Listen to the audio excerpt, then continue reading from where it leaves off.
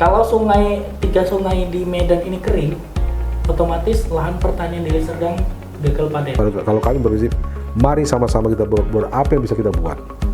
Tapi jangan kita putus asa atau jangan lelah. Karena bagaimanapun setiap zaman ada perubahan.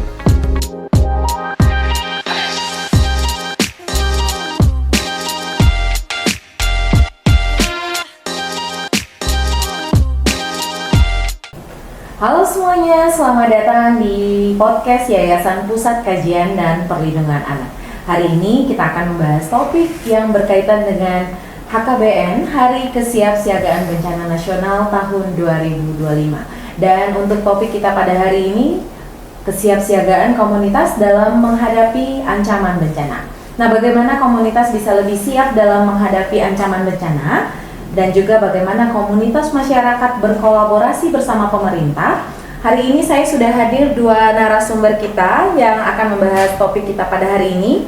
Yang pertama dari BPBD, Badan Penanggulangan Bencana Daerah Provinsi Sumatera Utara, ada Bapak Manutur P. Naibaho Esos SHMSI, selaku Kabid Pencegahan dan Kesiapsiagaan. Ya Pak ya, selamat datang Bapak. Dan juga ada Bang Lutfi Simanjuntak, yang mana merupakan ketua yayasan dari GPS ya. Bang Lutfi, gimana kabarnya hari ini? Bapak juga sehat. Sehat? Alhamdulillah sehat. Iya.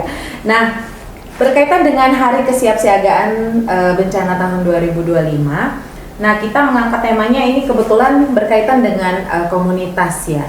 Dan juga selama ini kita juga bekerja sama dengan BPBD ya, selaku pihak dari pemerintah yang memang selalu bekerja untuk kerja-kerja kemanusiaan khususnya bencana. Nah, untuk yang pertama ini Bapak mungkin ya, kira-kira Pak terkait dengan kebencanaan di Provinsi Sumatera Utara nih ya, bencana apa aja yang mungkin berpotensi terjadi nih Pak, kalau melihat kondisi sampai hari ini? Baik. Ada 14 jenis bencana di wilayah Sumatera Utara sesuai dengan kajian risiko bencana yang kita miliki. Itu pertama banjir, yang kedua banjir bandang, yang ketiga cuaca ekstrim, yang keempat gelombang ekstrim atau abrasi.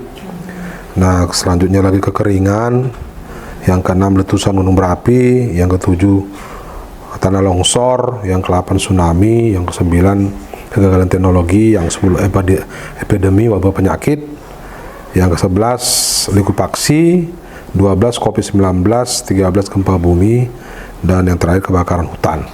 Lumayan banyak ya Pak ya? Ya, untuk yang Sumatera Utara pada saat ini berdasarkan data yang ada saat kita mulai, yang paling sering muncul, yang paling muncul itu adalah banjir, tanah longsor, gelombang pasang, cuaca ekstrim atau kekeringan, dan kebakaran hutan.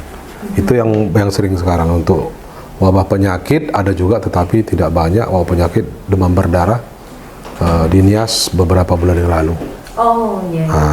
Ada sampai korban. Itu wabah penyakit. Tapi sekarang sudah aman, sudah terkendali.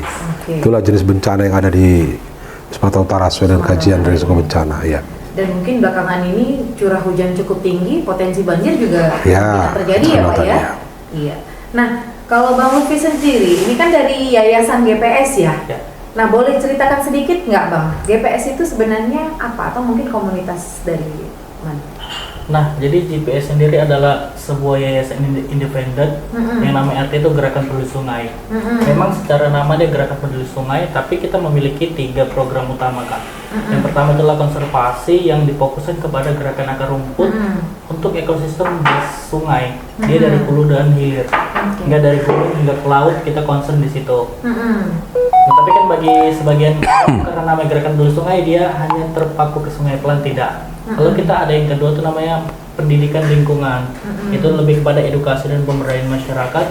Yang ketiga kita bicara tentang soskem. Ada program itu namanya sosial kemanusiaan, itu mengatur kegiatan-kegiatan atau merujuk pada kegiatan-kegiatan terkait mitigasi dan adaptasi perubahan iklim, termasuk aksi-aksi PRB. Kebetulan juga kita dari 2018 juga bermitra dengan lembaga-lembaga kemanusiaan baik internasional maupun pemerintah termasuk BPBD Sumatera Utara. Oke, berarti selama ini sebenarnya sudah sering bekerja sama juga ya dengan BPBD ya Bang ya? Sudah cukup dekat. Sudah cukup dekat ya. Baik. Nah, sebenarnya Bang, kalau dari komunitas sendiri ya, kesiapsiagaan komunitas. Nah, kalau menurut Bang Lutfi itu seperti apa?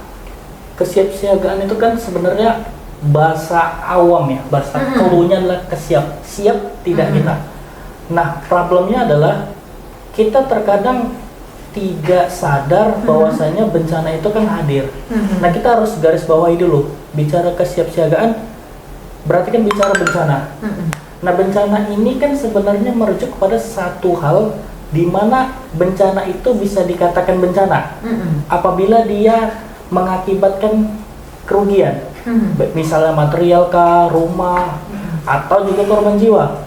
Semisal contoh banjir. Ketika banjir itu merendam suatu pemukiman, bisa menjadikan korban jiwa ataupun kerusakan material atau kerugian material yang menyebabkan perekonomian berhenti. Nah, itu bisa kita katakan bencana.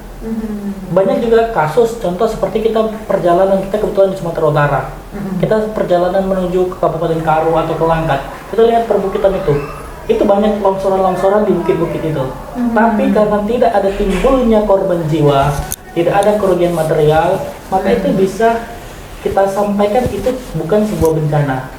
Jadi balik kesiapsiagaan itu adalah sebuah pengertian, mampukah kita, siapkah kita untuk menghadapi satu resiko ancaman bencana itu. Nah, makanya kan bencana sendiri banyak klaster-klasternya gitu sih, Mbak. Menurut Bang Lutfi sendiri lah, sudah lebih siap atau mungkin masih perlu lagi mungkin seperti dilakukan pelatihan-pelatihan dan lain, nanti mungkin akan berkaitan juga dengan BPBD nantinya. Mungkin kalau di kitanya karena kita sudah berdiri berpayung di sebuah lembaga ini, maka kita secara individu dan secara kelompok maka kita sudah cukup untuk mapan dalam hal pengetahuan dasar terkait kesiapsiagaan. Nah, yang sekarang itu menjadi problem adalah komunitas masyarakat.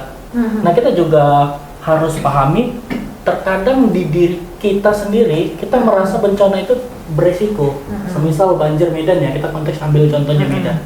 Bagi kita orang awam atau kita yang tidak pernah atau tidak terlibat dalam satu kasus banjir di Medan, kita akan melihat misalnya masyarakat tuh ngeri Sungai Deli meluap.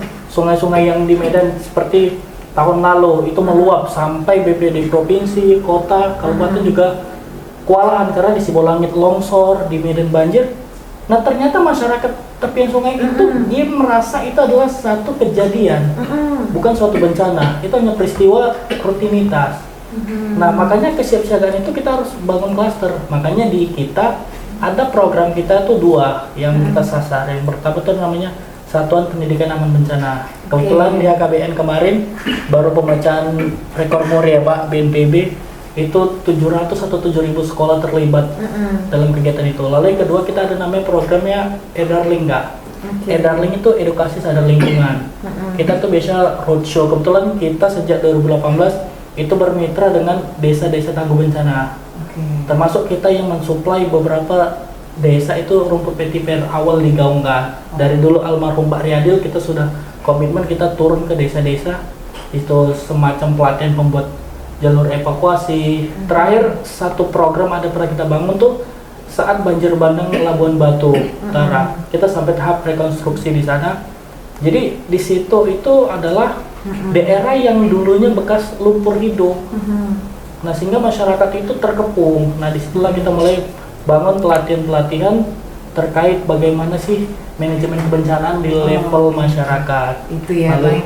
Cukup sangat banyak ya. Nah, kalau dari BPBD sendiri nih Pak, untuk program-program yang ke komunitas itu, kayak tadi kan sudah banyak yang bekerja sama. Itu memang menjadi program tahunan, rutin, atau seperti apa Pak? Yang pertama kita harus pahami Undang-Undang 24 tahun 2007 tentang bencana. Di situ sampaikan bahwa bencana itu bukan hanya penanggulangannya milik BPBD atau BPNP, tapi milik bersama. Malah ada istilah pentahelix ya, yang harus kita ajak bersama-sama dan juga membentuk forum pengurangan risiko bencana. Jadi komunitas itu sangat penting karena negara tidak bisa kerja kalau tanpa komunitas. edukasi yang kita sampaikan kepada masyarakat, baik dari komunitas daripada anak sekolah, komunitas pemerhati bencana atau komunitas agama, itu wajib kita lakukan tanpa pandang bulu. Nah, kita kalau ke provinsi ini kan karena keterbatasan anggaran, sebenarnya mengajak semua komunitas-komunitas yang peduli kepada kebencanaan, mari sama-sama. Banyak lagi sebenarnya lokasi-lokasi. Kalau tahun lalu saya di sini komunitas nelayan, ya kemarin nelayan. Kita harus menumbuhkan budaya sadar bencana. Itu ujung pangkalnya. Daripada semua yang kita lakukan itu, mau kita buat edukasi segala macam, kita harus buat budaya sadar bencana. Nah, bagaimana supaya sampai jadi budaya? Nah, membangun suatu budaya itu kan gampang, ya. Budaya itu kan peradaban, ya. Mau peradaban bukan gampang. Nah, perlu seluruh stakeholder yang terkait ikut membantu. Nah, contoh misalnya, budaya kita kalau orang timur jumpa yang lebih tua, yang muda menyalami yang tua, dia pasti cium tangan. Itu nggak ada di buku. Tapi itu budaya Indonesia yang harus kita lestarikan. Bagaimana supaya itu seperti itu? Tanpa disuruh dia sudah ngungsi gitu loh. Ini kan tidak. Dia sudah seperti adik kami tadi disampaikan di pinggir sungai, itu sudah kebiasaan. Nah, living by harmony. Tinggal dengan situasi seperti itu. Itu sebenarnya salah. Karena apa? Bukan sebenarnya mereka itu sudah tidak tahu kemana pindah lagi. Mau tidak mau itu pun dinikmatilah. Nah, persoalan sekarang bagaimana supaya terjadi bencana yang membuat kerugian materi maupun jiwa. Itu aja kuncinya. Tidak membuang sampah sembarangan. Menyadarkan masyarakat, nah, Pak ya. Kalau seandainya misal kebutuhan masyarakat itu dibantu kami kan nggak buang sampah, yang ujung sana buang sampah. Ketika di bagian dia kan bisa dipindahkannya. Gotong royong bersihkan sampahnya. Kayak kasusnya seperti bilang tadi banjir yang kemarin itu. Ketika melihat ke dalam itu ada kasur, ada spring bed, ada kulkas lagi di dalam coba. Masuk ke dalam sungai, gimana nggak tumpat? Nah, komunitas-komunitas ini perlu kita bangun, ya.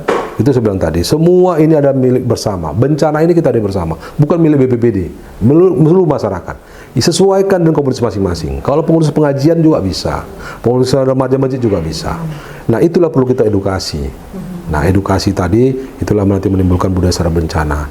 Itu saya rasa dari saya. Oke, nah itu berarti kan sebenarnya sudah masuk kolaborasi ya Pak? Ya, kolaborasi. Kalau terkait dengan mungkin pembagian peran dan tanggung jawab Pak, mungkin nanti peran BPBD-nya di mana, komunitasnya di mana gitu, mungkin boleh kita bahas Pak? Kalau peran dan apa itu tadi kan saya sesuaikan tadi, bahwa bencana enggak milik BPBD, milik bersama, penanggung jawab milik bersama. Bagi peran masing-masing, misalnya seperti Adinda ini punya kegiatan apa kira-kira komunitas yang dibina, itu diberikan kepada pemahaman sama dia. Karena kalau BPBD semua nggak sanggup, kalau kita mengunjungi setiap komunitas nggak sanggup. Nah, jadi tanggung jawabnya apa? Tanggung jawab kita waktu pada saat bencana itu negara harus hadir. Nah, sebelum pada pelaksanaan kejadian bencana, pas edukasi negara harus hadir. Tapi keterbatasan negara kan ada. Ya. Nah, begitu juga kita bencana ini. Ketika terjadi bencana, jangan nunggu BPBD. Ayo masyarakat gotong royong, rapikan apa yang bisa dibantu. Nah, jadi termasuk tidak hanya tenaga, tetapi materi.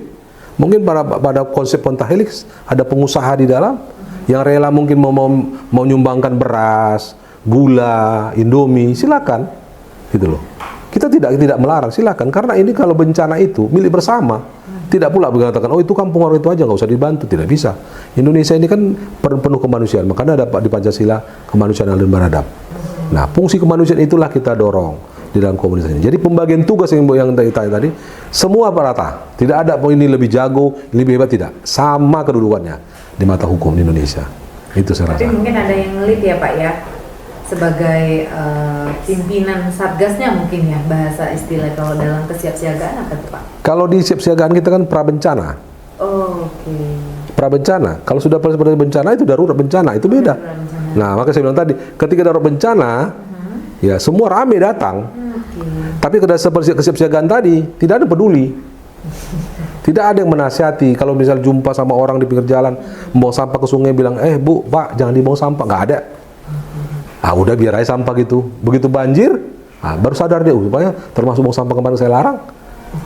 Jadi itu dia. Di dalam kalau kita baca kesiapsiagaan, ya semua wajib ikut. Tokoh agama, tokoh masyarakat, tokoh wajib itu. Nah, ketika darurat lebih wajib lagi. Jadi nggak ada lit-litan. tapi koordinasi, kolaborasi. Kalau lead dia nanti seolah-olah dari dia komando ke bawah, tidak.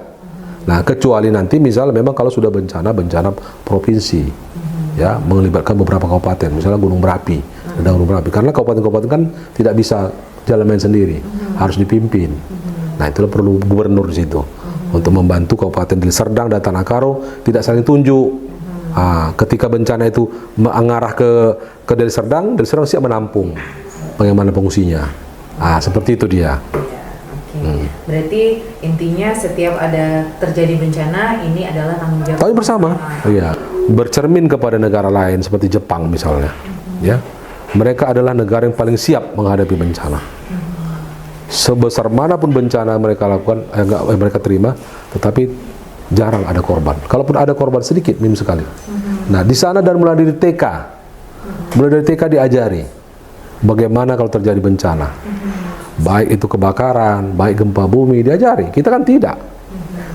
Nah, makanya waktu pertemuan di Aceh kemarin kita sampaikan kepada BNPB untuk sampaikan kepada Kementerian Pendidikan supaya kegiatan bencana itu harus masuk mata pelajaran. Kita kan tidak. Ekstrakurikuler, itulah pramuka. Harusnya tidak, gitu. Ketika teringat masalah negara tadi, bagaimana hadirnya, baru sebagai berbagai sektor kita hadir. Tapi bentuknya sifatnya kolaborasi dan mendorong masyarakat. Masyarakat ini yang harus sadar bahwa budaya sadar bencana harus kita tingkatkan. Demikian. Iya. Kalau dari Bang Lutfi, ini kan Bang Lutfi selalu ke masyarakat ya. Tantangannya Bang, ketika kita mungkin mau mengedukasi dan lain-lain. Bencana itu sudah tidak bisa lagi ditebak, sudah tidak bisa diprediksi, sama seperti kejadian gagal panen. Siklusnya itu udah sama. Nah, kebetulan kita concern di bidang bencana hidrometeorologi, termasuk dia banjir ketika musim hujan dan kekeringan di saat musim kemarau. Dulunya kan petani itu bisa tahu dia, ini kita siklus di bulan ini kita nanam, nanti di bulan sekian panen karena musim hujan. Sekarang sudah tidak bisa diprediksi, bahkan BMKG yang punya alat canggih juga sudah tidak bisa prediksi kapan waktunya. Yang jadi masalah, kalau berapa bulan ini viral tentang Gubernur Jawa Barat, itu realitanya sedang terjadi di Sumatera Utara. Sungai-sungai itu sudah punya kaplingan, gitu. Dan parahnya terkadang di bawah tanah-tanah itu sudah punya gorong-gorong buangan limbah. Itu yang kita nggak bisa lihat kasat mata. Kalau dari atas kita lewat, itu nggak ada, airnya cantik. Nah, kalau mau lihat bencana kimia di Medan ini, lihat saat musim hujan. Sungai itu hitam bukan karena tergerus apa, disitulah limbah keluar. Akhirnya apa? Efeknya kepada masyarakat, kena penyakit juga. Itu penyakitnya. Lalu kebencananya apa? Banyak ikan-ikan mati juga jadi bencana. Ekosistem nggak stabil. Lalu terjadi kikisan di ujung. Contoh kasus seperti ini. Masyarakat pesisir, hilir dari sungai adalah pesisir, muara. Arang yang dibuat dari mangrove itu nominal harganya itu lebih tinggi dibanding arang batok, kelapa, atau arang kayu biasa. Sehingga masyarakat ditawar gini, ayo babat mangrove-nya, tapi nanti harganya tinggi. Masyarakat kan milih ngebabat itu paling laut. Padahal efeknya ini adalah continue, berkelanjutan. Udang-udang sedikit jadinya. Yang jadi parah itulah kenaikan tinggi muka air. Abrasi. Ada namanya dia tuh dalam 1 tahun, kalau untuk pantai timur ya, dari mulai Langkat sampai Batubara, ada 2 ombak itu yang dari laut masuk ke sungai, dari sungai buang. Airnya ini stabil belaga di muara. Kalau ini terjadi, nelayan itu nggak akan pernah bisa melaut, karena dia ada airnya itu stabil di atas, nggak turun nggak naik, itu nggak bisa naikin.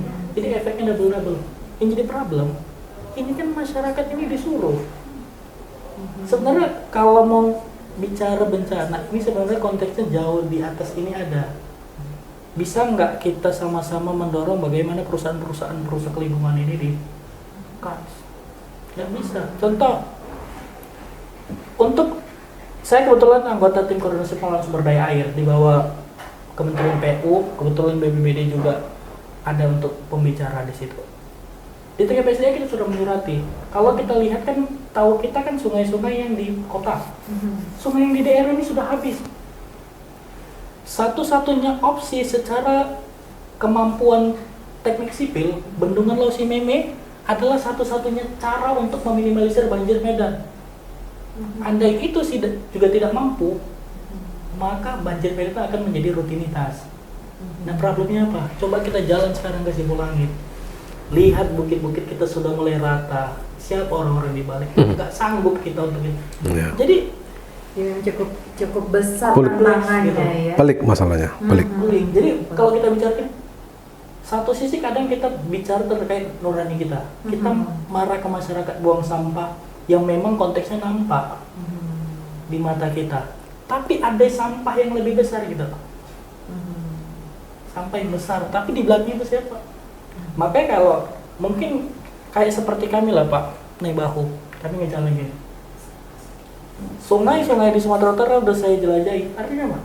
Kalau untuk ancaman, untuk intimidasi ya udah makan garam kita. Kalau kita bilang gini kan, kita kan punya pilihan gitu. Kadang satu sisi kita nggak mau ganggu perusahaan itu, ternyata itu masuk dalam materinya.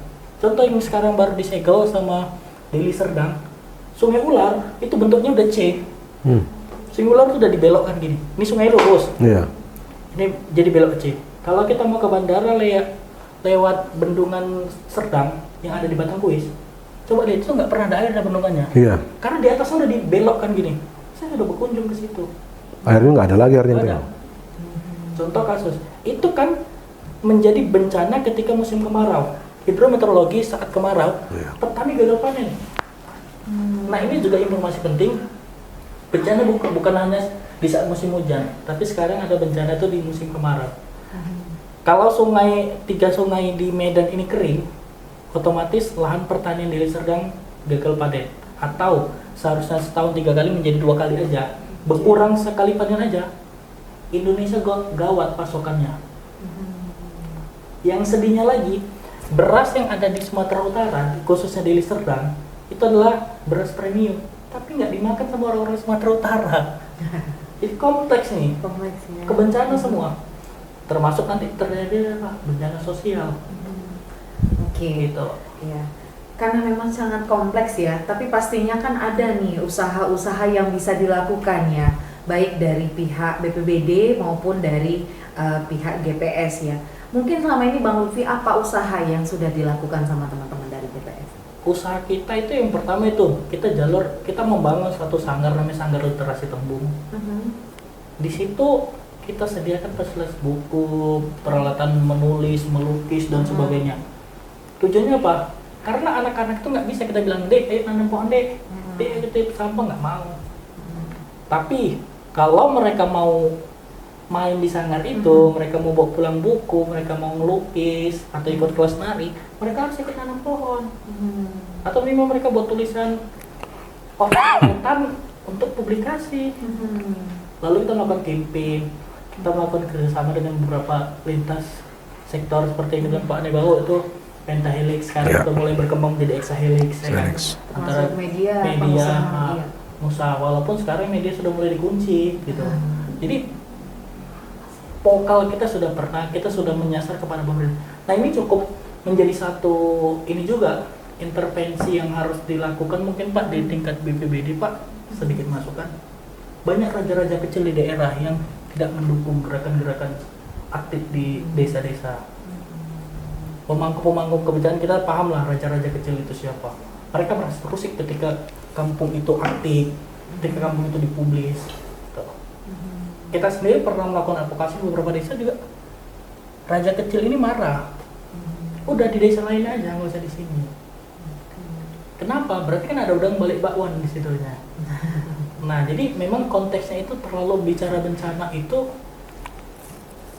terlalu luas, luas banget Pak. Nah, tak terbendung, saking banyak masalah ya. Kita nanti dapat pendanaan misalnya dari luar, kok antek asing, gitu. Kita bilang antek asing. Nah, padahal kalau kita bekerja sama internasional kan kita menggunakan anggaran itu menggunakan kajian. Tapi kajian itu kan harus kita publis. Banyak daerah yang tidak terima. Atau ketika kita masuk nanti gini kan, CSR misal produk A, produk B, produk C yang dia menghasilkan sampah. Dia memberikan CSR. Oh, kau udah jadi orang korporat. Nah, semua lintasnya ini bakal digodok. Nah, makanya di kami sendiri ya itu kegiatan itu serba salah. dekat sama BPBD pun salah. Dia bilang anak BPBD. Karena BPBD nanti kalau ngundang Wah, bisa juga ya kalau udah BPBD, dekat gitu. BPBD disalah. Iya, kayak pembagian sertifikat berapa bulan lalu kan Pak? Dapat sertifikat anak BPBD, anak PJ Gubernur. Serba saya dekat kita sama BWS, dibilang kita pro sama korporat. Nanti karena BWS itu nggak mau ajar perusahaan-perusahaan yang mau bangun di ini, kayak rumah sakit Warta Priska, parkirannya udah di sungai. Iya. Tapi kenapa warga C mati, Maimun itu selalu jadi korban salah kesenjangan sosial yang nambah. Ada nggak bisa? Ini kan sama-sama satu kecamatan ya. Yang satu Medan Maimun, satu Medan Polonia, ex bandara. Siapa yang berani goyang itu Pak? Ya mungkin itu kaitannya agak cukup panjang ya, karena ada unsur-unsur Luas lain ya, unsur meluas. politik. Itu sumber bencana. Tapi kalau dari BPBD sendiri Pak, usaha-usaha apa yang sudah dilakukan mungkin untuk melibatkan komunitas sendiri dalam mitigasi kebencanaan yang ada di Provinsi Sumatera Utara? Baik, yang pertama kami mau sampaikan bahwa BPBD Provinsi mempunyai kewajiban untuk membina BPBD kabupaten kota. Kami sekarang ini sedang memberikan penguatan kapasitas untuk para BPBD kabupaten kota melalui pelatihan. Nah selanjutnya lagi di dalam kegiatan kami itu kami sampaikan juga bahwa mereka bisa menggandeng masyarakat di daerah masing-masing, ya. Yaitu tadi hexahelix sekarang kan, dulu pentahelix lah kita bilang. Nah jadi mereka itu kita mendorong agar berkolaborasi dengan mereka dan juga membuat kegiatan-kegiatan sesuai dengan kondisi daerah masing-masing. Saat itu juga kami berikan juga penguatan pada mereka untuk membuat kajian-kajian risiko bencana setiap daerah, karena masing-masing daerah berbeda-beda potensi bencananya. Tapi kembali lagi itu tersangkut masalah anggaran. Nah jadi karena anggaran terbatas, maka mereka pada umumnya pada saat ini ada beberapa daerah belum ada KRB-nya, terpaksa kita dorong ya sudah dikira-kira sajalah apa bencana yang sering muncul berdasarkan pusdalopnya, ya. Jadi pusat pengendalian operasiannya dari situlah dikira-kira apa bencana yang sering muncul. Nah selanjutnya lagi kami juga membantu kabupaten kota untuk memuatkan kegiatan destana, penguatan kapasitas desa, penguatan kapasitas kecamatan. Desa Tangga Bencana ya? Iya, desa tangguh bencana. Desa Tangguh. Iya. Baru sama keluarga tangguh bencana. Kencana ini program BNPB semua. Nah juga Kencana hanya Kencana Permendagri punya, Kemendagri. Nah ini secara organisasi itu yang bisa kami berikan penguatan, sehingga masyarakat di bawah pun seperti yang dibilang tadi adik kami ini, kalau seandainya pun ada misalnya dari masyarakat yang mungkin pada saat ini ya biasalah pro dan kontra biasa. Tapi kalau sudah ada kajiannya, sudah ada peraturannya, otomatis kan masyarakat bisa mundur. Tapi dengan walaupun begitu, kita sadari bahwa penguatan ini masih kurang, kan begitu. Yang paling kurang itu sekarang itu tadi, edukasi terkait dengan yang kita tadi, edukasi kepada para pengusaha. Ini susah ini. Nah, karena stakeholdernya berbeda, tidak hanya kita, gitu. Dia harus ada badan penanam modal, begitu juga dengan badan perizinan. Ini koordinasi harus luar biasa. Belum, karena kalau sempat nanti perusahaan itu ngambek, dinas tenaga kerja kecolongan, banyak pengangguran. Ini itu makan habis bola kama ini. Nggak dimakan mati ayah, dimakan mati ibu. Gini dia. Nah jadi seperti yang bilang tadi, betul yang dikatakan tadi. Kita salahkan corporate nanti, mereka juga cari makan. Nah cuma kan ada batasannya. Apalagi pada saat ini di daerah-daerah kita tahu bersama, daerah Pemeka sedang pertumbuhan ekonomi ya, Deli Serdang, Binjai, ini kan banyak nih, Belawan, banyak ini industri-industri muncul ini. Nah limbah-limbahnya bagaimana? Nah jadi kalaupun mau kita buat edukasi sama mereka, itu tidak bisa hanya BPBD, tidak hanya bisa komunitas, tidak. Memang harus satu sistem. Tadi teringat masalah air aja. Air sudah dulu itu organisasi untuk penanggulangan air ya, itu sudah diperdakan malahan. Sudah ada pergubnya lagi organisasinya lengkap, semua komponen ada di dalam, mulai dari pengairan, kehutanan, ada semua. BPD juga ada dalam. Tapi itu juga saya tengok belum bergerak, padahal sudah hampir 3 tahun ya, tidak bisa bergerak. Nah ini kenapa masalahnya? Nah ketika ada pertemuan beberapa saat yang lalu dengan mereka dan juga beberapa pertemuan dengan ujungnya penegakan hukum. penegakan hukum yang paling utama. Jadi kita pun ketika kita bilang teori kita banyak, buat ini, buat ini, tapi kalau memang nggak jalan, kita cari sumber masalahnya apa, lari jauh pada penegak hukum. Nah, sekarang menggandeng penegak hukum bagaimana? Situasi seperti ini. Nah, balik lagi, nol lagi dia. Itu dia. Siklusnya itu dia balik lagi. Udah tahu sama tahu lah kita itu. Jadi oleh karena itu memang kalau kami berprinsip BPBD sebagai perwakilan pemerintah provinsi menyampaikan apa yang bisa, kalau kami berprinsip mari sama-sama kita buat apa yang bisa kita buat. Tapi jangan kita putus asa atau jangan lelah. Karena bagaimanapun setiap zaman ada perubahan.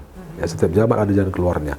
Nah, pada saat ini seperti itu posisinya, mungkin mudah-mudahan dengan adanya timbulnya berdasarkan bencana tadi, melalui edukasi tadi kita buat sama anak-anak didik kita kecil-kecil nanti, mungkin bisa nanti mereka jadi pengusaha yang memang cinta lingkungan, ya kan? Pemain politik yang mencinta lingkungan, pemegang pemerintahan cinta lingkungan. Itu aja lah harapan kita. Jadi supaya anak-anak inilah. Nah, maka saya dalam kesempatan saya dorong anak-anak ini bukan karena memang kita di yayasan ibu, bukan gitu. Karena memang anak-anak inilah kita harapkan generasi muda, ya. Kemari sama-sama kita bergotong royong, kita edukasi anak-anak di kita itu mulai seperti Jepang, mulai TK. Kita ajari mereka bagaimana bahaya membuang sampah sembarangan ke sungai, bagaimana bahaya kalau misalnya tidak menanam pohon. Ini kita ajari. Mudah-mudahan 15 tahun akan 20 tahun akan datang mereka bisa berbuah. Ya Sumatera Utara bisa berubah. Saya rasa itu aja. Itu mungkin pesan dan ajakan dari BPBD ya. Tapi kalau pesan dan ajakan dari GPS nih yang selalu langsung ketemu sama masyarakat ini seperti apa? Pesannya itu adalah kita mungkin sudah banyak melihat dari berita, membaca maupun menonton, mendengarkan bahwasanya negara kita adalah negara cicing. Indonesia kan negara laboratorium, semua bencana ada. Gitu, khusus Sumatera Utara, dan kebetulan ini warning kepada kayak 4 kabupaten aja ya. Itu kayak Deli Serdang, Tapsel, Madinah, dan juga mungkin Medan lah 1 plus kota. Ini daerah-daerah yang rawan terkena dampak banjir dan juga longsoran. Jadi pesannya kepada masyarakat, kalau memang ada terkait kegiatan-kegiatan legal atau kegiatan yang ilegal, jangan gara-gara 1.000-2.000 mengorbankan banyak pihak. Misal hanya disuruh nebangi mangrove yang bisa paling, karena semakin banyak dia menebang maka populasinya semakin habis, nggak akan bertahan lama. Atau jangan yang semua mau ditanami sawi gitu. Kepada masyarakat jangan tergoda gitu, karena nanti efeknya kepada anaknya juga, keluarganya, kerabatnya. Lalu mungkin juga pesan ini kepada pemerintah, agak beranilah ngegas-ngegas dikit gitu. Udah banyak kali udah banyak data yang kita kumpulkan. Yang lucu nanti gini, contoh kasus yang baru terjadi, Parapat itu sudah bolak-balik kajiannya keluar Pak. Parapat itu daerah gunung yang terjadi banjir bandang, itu kalau secara logika tuh nggak diterima logika. Konyol lah kadang, yang rusak itu kadang-kadang ketika bencana terjadi dia ngirim ekskavator, dia ngirim nih, seakan-akan dia pahlawannya. Nah, untuk pemerintah janganlah terlalu tutup mata, atau bagi sekarang yang jadi pejabat, tolonglah jangan suka main mata di belakang. Itu aja sih Kak, karena kuncinya tuh di atas bukan di bawah. Kayaknya lebih general ya. General. Mungkin itu sih, kalau masyarakat sih suruh pindah, ayo pindah, siapkan rumah kami. Mungkin kalau dibuat sistem kayak di Jakarta, dikasih rusun, pindah ya semua. Jadi masalahnya kan bisa digusur nanti, nggak tahu orang mau kemana gitu. Baik. Ya.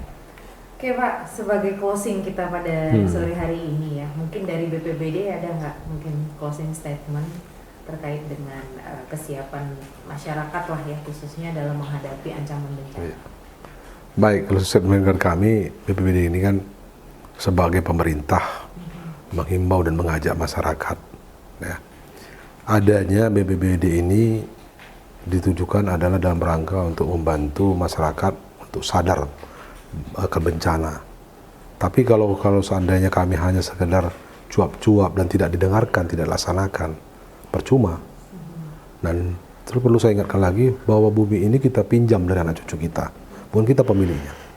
Mari sama-sama kita tekan daripada pemicu bencana, baik seperti pembakaran hutan, penebangan hutan, seperti tadi menanam sawit di pegunungan, ya kan, akan berbeda longsor, sama seperti yang sudah yang terjadi pada saat di daerah Tapsel dan pegunungan Madinah dan lain-lain. Cukuplah sudah, jangan diteruskan. Kalaupun Anda bapak-bapak atau ibu-ibu ataupun saudara-saudara pengusaha yang ada mendengar atau menonton acara ini, kami sampaikan bahwa harta yang Bapak bawa itu tidak dibawa untuk bawa mati, tapi kita meninggalkan alam ini harus kita tinggalkan untuk anak cucu kita. Jangan nanti seperti Ethiopia, tidak ada tanaman sama sekali, gurun pasir yang ada, ternyata masalah kelaparan. Itu anak cucu kita juga. Ya, walaupun kita sekarang belum tahu anak cucu kita, itu anak cucu kita. Mungkin anak cucu dari adik kita, anak cucu dari paman kita, dan lain-lain. Jadi pada kesempatan ini kami menghimbau tetap, ya, walaupun pada saat ini belum maksimal kita hasil daripada kita harapkan, tapi tetap semangat, ya. Edukasi masyarakat itu paling penting, edukasi keluarga juga paling utama, ya. Ketahanan masyarakat, ketahanan keluarga juga harus diutamakan, sehingga nanti ke depannya, ya, munculnya budaya secara bencana itu dapat maksimal kita terima, sehingga nanti Indonesia lebih baik daripada saat ini. Serta demikian. Oke. Kalau dari GPS gimana nih closing statement? Closing statementnya simple ya. Kita hanya mengulang lagi, kita jaga alam, alam jaga kita. Itu simple tapi maknanya gini. Jangan coba atau jangan kepengen lah menjadi kaya tapi karena merusak lingkungan, atau jangan menjadi kaya karena merusak lingkungan. Lalu untuk masyarakat hal-hal kecil yang dilakukan tapi oleh banyak orang itu menghasilkan dampak yang besar. Contohnya membuang satu pipet satu atau satu puntung rokok satu, tapi 1 tahun 1,2 miliar puntung rokok yang tersebar. Itu.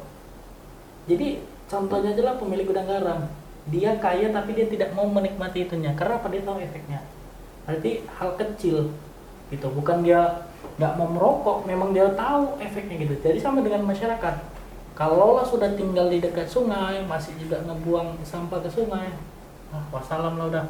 Intinya hal kecil yang dilakukan banyak orang, banyak pihak itu akan menghasilkan dampak yang besar. Kalau yang besar-besar lah, hal kecil nggak buang sampah, gitu kan, hemat-hemat listrik dan hal sebagainya gitu. Karena bencana sekarang itu semua sumbernya dari kerusakan lingkungan, titik, nggak ada yang lain-lain. Kalau ini semua aman, lingkungannya nggak ada yang dirusak di dunia ini, nggak akan ada namanya pemanasan global, tidak ada namanya perubahan iklim, tidak ada namanya gagal panen, tidak ada kebanjiran. Oke. Yang bisa saya tangkap adalah kita jaga alam, alam menjaga kita. Oke, baik. Terima kasih untuk kedua narasumber kita yang luar biasa pada hari ini. Ya, semoga hal ini bisa memotivasi kita mulai bergerak dari hal yang kecil untuk keselamatan kita bersama. Siap untuk selamat. Wabillahi taufiq wal hidayah. Assalamualaikum warahmatullahi wabarakatuh. Sampai jumpa di podcast berikutnya.